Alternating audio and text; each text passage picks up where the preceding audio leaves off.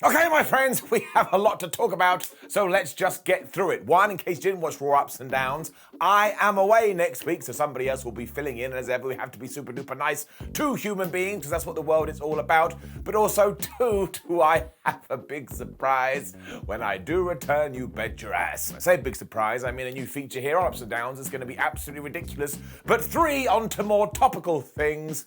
Good grief. If you have already seen AEW Dynamite last night, you know the main event did not go to plan, and Hangman Adam Page, as it turns out now, suffered a concussion, but thankfully is gonna be alright. Or at least it does seem that way, but as ever, the internet is like, oh, I can't believe we stopped a wrestling match. Are you kidding me? I want to say this now, and I'm going to say it later too, for the love of everything. It's professional wrestling. If something does go bad, I don't care if Tony Khan comes out and says, right, that's it, cut the television cameras. These are human beings, and their health and well-being is more important than everything. I just said way-being, I meant well-being. Also, on another quick note, the Elite and CM Punk have started to be referenced on AEW TV again. What the hell does it mean? Otherwise, though, there was a bunch of nonsense, and let's get to the thing that we all want to get to, because that's the most important thing, which is upping those downs for All Elite Wrestling's Dynamite show. He's gonna do it. The finger of power. Let's up those downs.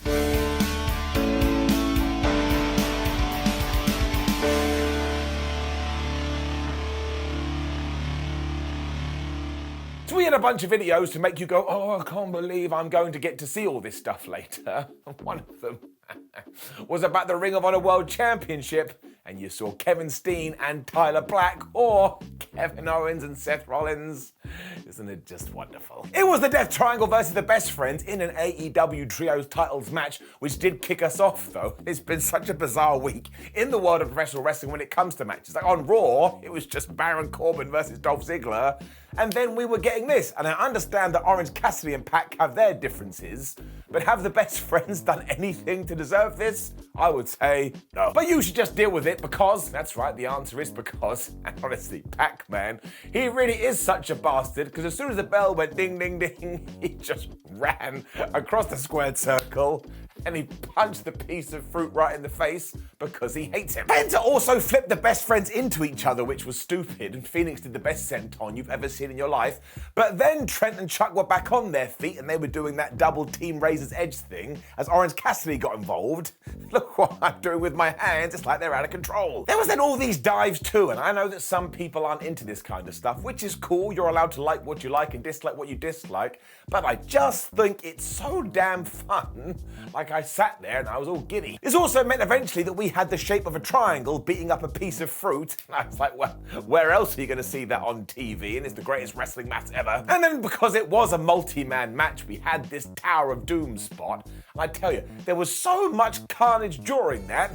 Like when your Jenga blocks fall down. Back then realised that Orange was all alone, so we started yelling at him and kicking him away, but all it did was piss off Cassidy, who hit the Stun Dog Millionaire, when yep, the tag klaxon went off. This meant a tornado DDT, double Hurricane Ranas, a drop kick and the lung blower, and I've said it before, but I'll say it again, this is just like human ping pong. I don't understand how they put it together to begin with, and I don't understand how they remember it. I'd just be walking in the ring, and then Pac would come, and he'd smack me in the head. I was like, oh yeah, I was meant to watch the boot. The Best Friends also lived up to their names, and they saved Orange Cassidy at one point when he was about to be pinned. Then they did this cool German suplex double thingamajig, and when that doesn't work, it was just pile driver. One pile driver, two pile driver. They were taking their drives and they were trying to pile them. This then meant the Lucha Brothers had to make the save, which is when Pac was like, right, that's it. And he got the damn hammer again. And even Phoenix, his own partner, was like, would you please leave that alone? For starters, you don't need it, but also, did it work out for you last week? No, so just drop it. I mean, I was just screaming at my screen, would you quit it, you upgraded flipping Cooper Trooper? This allowed Orange Cassidy to run in with the orange punch. He hit Pac, so Penta decided I'm gonna go for a destroyer, but that's when Trent was back and he hit the strong zero. I was like, this is nuts. Phoenix was able to stop that though when he hit his sit-out driver to get the 1, 2, 3.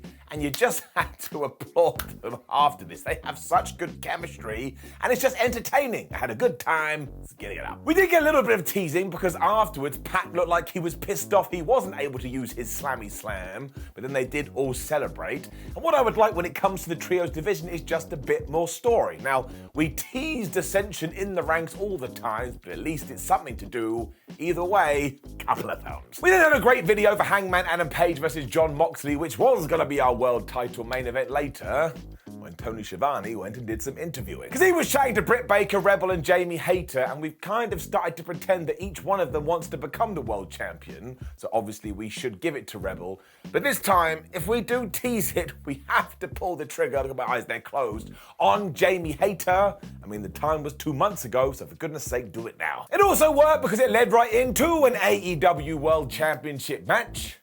Toni Storm versus Shida. Excalibur also had some cool backstory here because it was all like, oh hey, they were worked together back in Japan in 2013, so this is like 10 years in the making. Of course, someone on the internet went, no it's not, it's 9 years. I was like, you're such a loser, get a problem. They also went at 100 miles per hour too, so everybody was inspired by everybody else here, and Shida had the upper hand until she started to pose too long. Maybe her finger got stuck on the analog stick, so Toni Storm was like, all right, knocked her out the ring. When they got back in there too, Storm just kicked her ass for a while. So I suppose you could say that Toni Storm kinda took the villain role here, but also that's a pile of nonsense. Shida soon hit her big jumping knee in a Hurricane Rana, which left them both on the floor. And then when they were tussling on the top, once again it was the challenger who got the better of this, and she hit a Meteora. She must have felt like she had it done too because she went for her Falcon Arrow, but then Toni Storm set out the top, she hit a German suplex, and then just smashed her with that sweet cheek music. I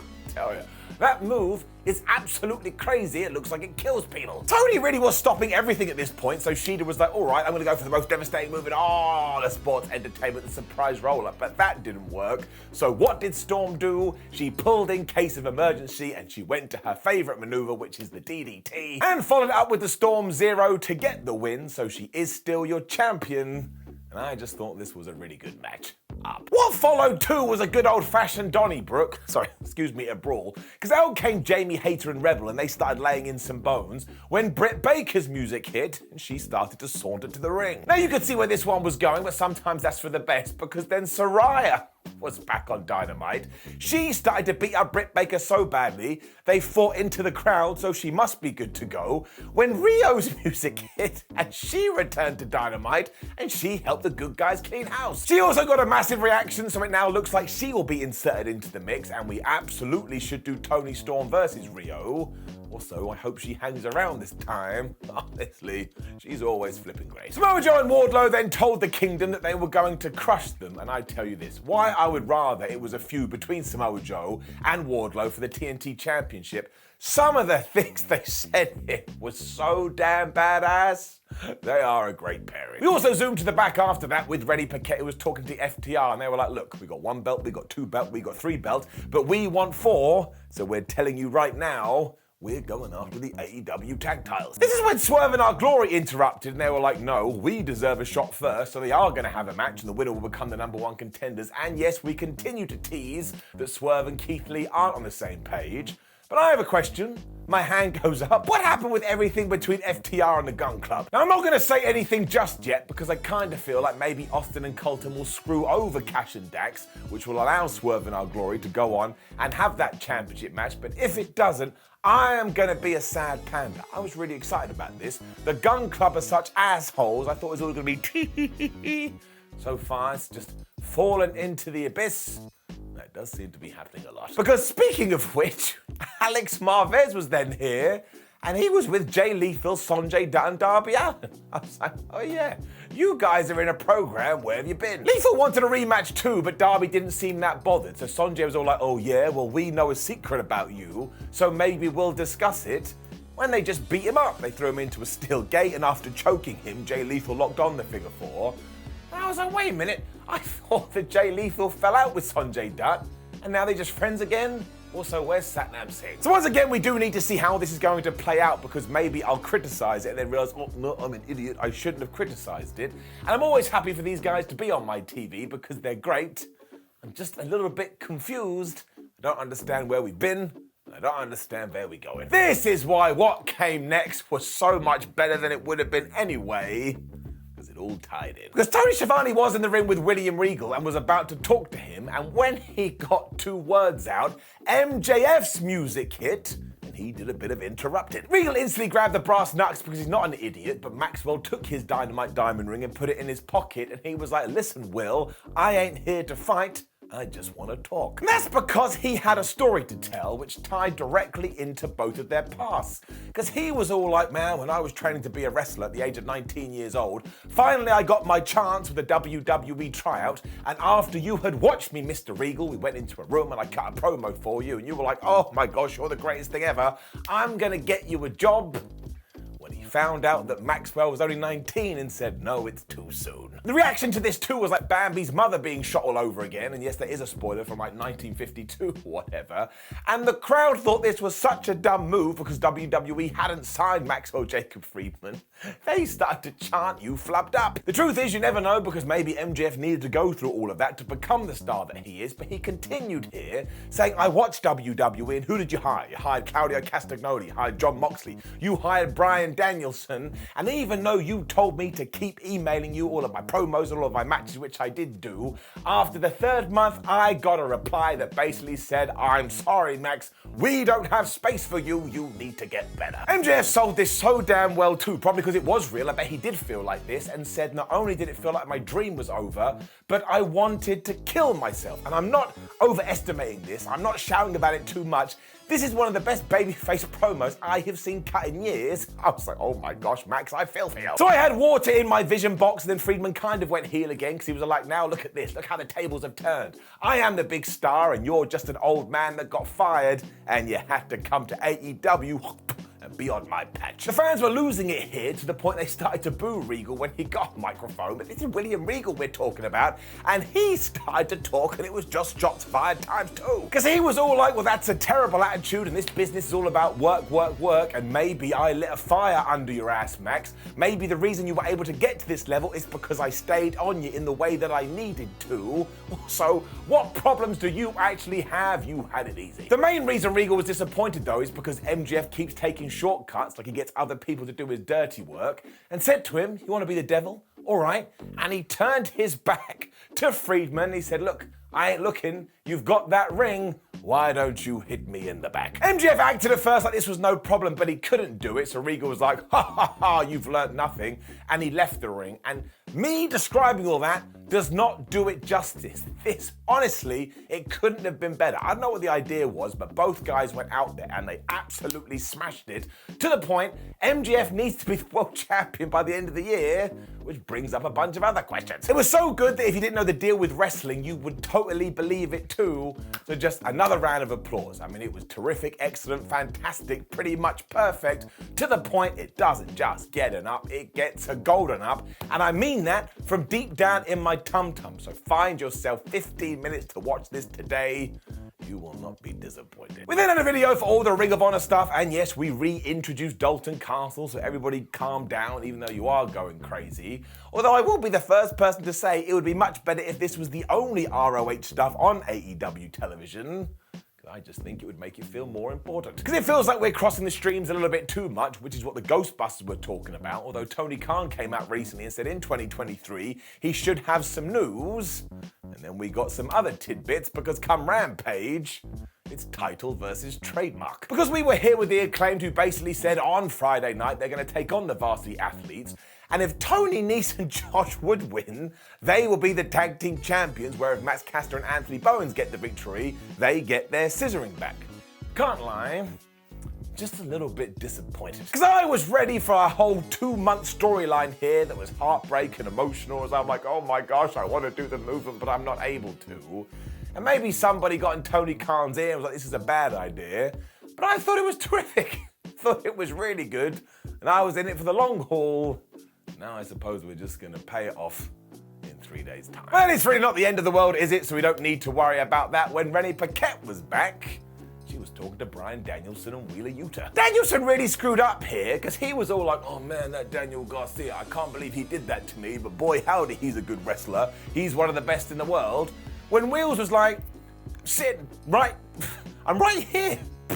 Everyone else could see this. Me, Claudio, my mother, my nan, my blind dog. You're the only person blinded by Garcia, and I don't particularly like it. Yuta got so upset that he stormed off, so maybe there are problems in the BCC, but I totally stood by Wheels here. I mean, how the hell can somebody cast shade over him when he's named after a shade? Good segment this though, and it planted the seeds for something else. I am intrigued. And then it was Chris Jericho versus Dalton Castle for the Ring of Honor title. This was great. Jericho was just signed up for a few more years in AEW, and he's going to take on a bigger role too, which I think is super duper important because that guy is just smashing it right now, be it inside the ring or outside the ring. I tell you, this Dalton Castle, he's a right peach. Because straight away Jericho was all like, oh, let's do the handshake that we're meant to do. And Dalton was like, no, I'm not going to do that because I've seen what you've done up to this point. So he took his hand, he rummaged around in his pants. That's what he did do. When he pulled it up, he was flipping Jericho off. I thought it was funny. It's also a really weird thing to do, as was Dalton Castle's offense, which was, well, I have my boys with me. Not only am I going to use them to rejuvenate my MP, but I'm also going to have them as projectiles. At one point, he was kind of throwing them into Jake Hager, who would not take off his hat.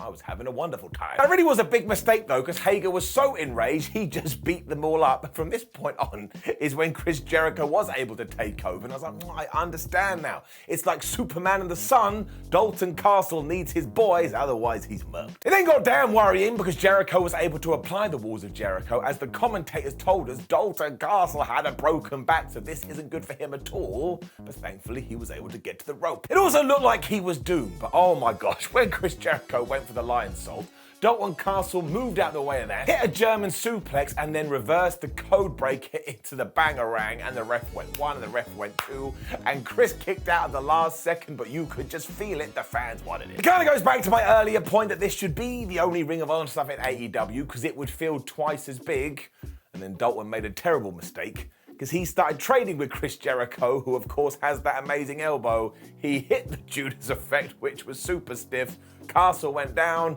1, 2, 3. I honestly think that Jericho should probably hold on to this belt for a good year and just continue to take out former champions, especially because of what happened next. So the Jericho Appreciation Society were here and they were like, celebrate good times, come on. When they were like, wait, we have been beating up ROH wrestlers, so why don't we beat up our ROH commentator? This is when they went and got Ian Riccaboni, who had been doing announcing for this, and they were just gonna punch him right in the face. When Jerry Lynn came on the stage, and that's right, that's Jerry Lynn, who is now an AEW agent, but also former Ring of Honor World Champion. Now I was so excited, because if you know anything about Lynn, you know that all the wrestling we're seeing today basically came through him, or he was one of the dudes. So the Jericho Appreciation Society cut him off, and Chris gave him a tombstone onto the entrance ramp. Now, I have no idea if we are going to do Chris Jericho versus Jerry Lynn, but let me tell you this, we absolutely should be doing Chris Jericho versus Jerry Lynn. Now, I'm sure Jerry's probably in his 50s, but the man was so good back in the day, I am pretty sure he can still go. So now I'm going to cross everything because I need this match. Like 15 years ago, Simon Miller would have lost his damn mind. It is getting it up. Christian then told us that Luchasaurus is angry and is coming after all of the belts. I have no idea what's going on with this Jungle Boy storyline. And for some reason during this, I was like, wait a minute, where is Ricky Starks and Powerhouse Will Hobbs? So even though this episode of Dynamite doesn't deserve it because it was absolute fire, I gotta throw it down in there. I love that feud. I thought it was just ramping up. And now here I am again with like tears in my eyes. Again, it's not a massive problem, but I've done it now, there's no going back. Just to balance it out though, we then did cut to Jade Cargill, who was saying to our baddies, where the flip is Nyla Rose and where is my championship? Because I want it back. They didn't know, but they did know that Rose was gonna be on Rampage, so Jade threatened to hold up the entire 60 minutes if she doesn't get her gold back. Honestly, once again, I'm going back into begging mode.